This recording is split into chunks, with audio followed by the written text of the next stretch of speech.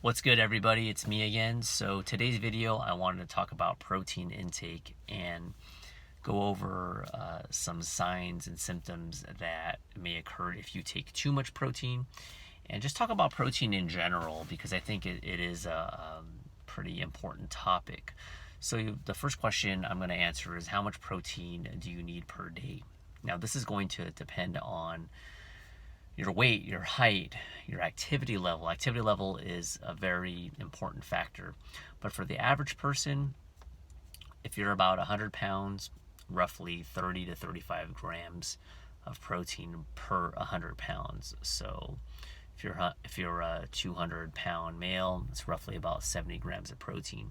This is for the average person who doesn't lift weights too much, who is basically not as active or very doesn't do too much. That is the minimum recommendation by multiple agencies. If you just look it up, that's pretty standard fare. However, if you are more active, if you're a college student athlete, if you like to lift weights such as myself, even if you're more cardio based such as a swimmer or a runner, you're going to have to repair the muscles being broken down, and you need protein. Now, granted, you do need healthy fats and carbohydrates to supplement the protein, but if you neglect protein close to altogether, or you're very deficient in protein, the 35 grams per 100 pounds is probably not going to be sufficient enough, and that's going to have a negative effect. You're not going to perform as best as you could at your required sport, and also you may start to notice in the mirror that your muscle starts to really break down. So in that case, you could up the protein to 1 gram per body weight.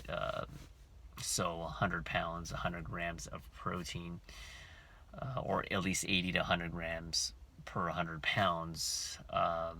Going over more than 1.5 times your weight can be pushing it a little bit, and that kind of leads me to the second point I wanted to talk about in this video, is what signs and symptoms occur when you have too much protein. Now, a lot of experts say that you can get some digestion problems, which is true. Get a lot of gas, indigestion, and stuff like that, and that very well may have some merit. But the better way to tell, and this is just from personal experience, is look at your bowel movements straight up. And a lot of times when you consume too much protein, your body can't even, it's a hard time breaking that down. So your bowels become kind of discolored and can turn a little bit more green. That, to me, is one of the main signs that you're having too much protein. The other thing is the consistency of your bowel could be a little bit too hard, because protein is very hard to break down. Your body requires more energy to break down protein. You actually burn more calories breaking down the protein, which is why a higher protein diet is often recommended, along with the advantage of feeling more satiated and full with having a high protein diet. But with that being said, when you have too much of it, your bowels are going to be much harder, and it's not going to be a good thing. So that is my 2 cents for this video. I wouldn't worry. Although, let me bring this back. This is a very important topic to bring up, but I wouldn't fret too much about getting your protein intake unless you're a high activity type of athlete or work out a lot, because the average person can get 30 grams of protein very easy.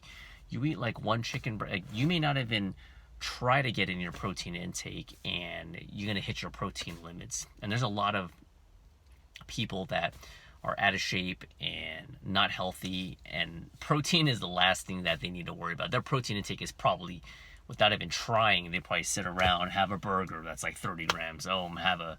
Even if it's a chicken sandwich that's deep fried, or deep fried chicken with some ribs and this and that, if you catch what I'm saying, by the time you do that, your protein intakes are going to be up. So it's something that that's usually not a problem. It's the fat intake, but the carbohydrate intake is what you probably need to monitor more. But protein does have validity. Protein does serve a purpose. It's not just for bodybuilders. It's not only just for people that are highly active, although you do need more, as I stated earlier. But you do need protein because it is the building blocks of muscle building, along with fats and carbohydrates. So don't neglect it.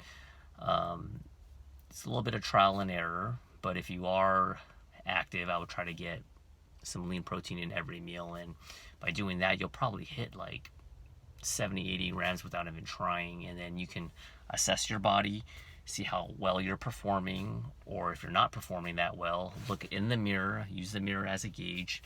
And if you're working out really hard and you're on a good workout routine, you're lifting weights to failure or close to failure, you're gaining more strength, or maybe you're not gaining strength and you just look the same, then your protein intake might need to be increased. So hopefully that is helpful regarding protein. Comments or questions always welcome. Subscribe for more content.